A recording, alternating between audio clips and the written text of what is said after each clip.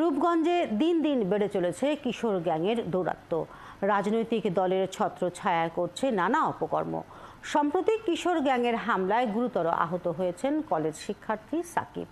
থানায় অভিযোগ করে চরম আতঙ্কে আছে তার পরিবার।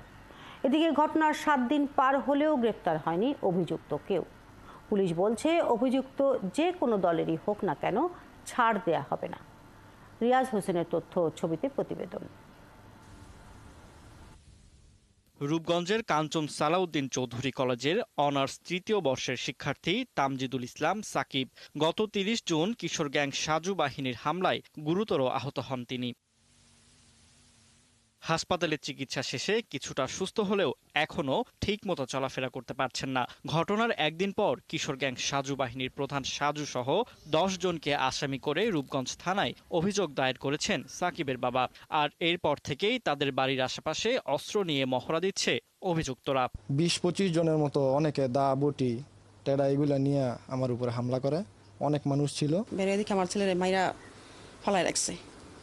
ফালায় রাখার পরে শুনলাম পরে যে মৃদুল নাকি আমার ছেলেটাকে এভাবে কোপাইছে। সাজু বাহিনী প্রতিনিয়ত আমি এবং আমার পরিবারকে হুমকি দিয়ে যাচ্ছে, আমাদেরকে দেখে নেবে, আমাদেরকে যে কোনো মুহূর্তে হত্যা করতে পারে। এলাকাবাসী ও স্থানীয় জনপ্রতিনিধি বলছেন, স্থানীয় রাজনৈতিক নেতাদের ছত্রছায়ায় থাকে এসব কিশোর গ্যাং সদস্যরা।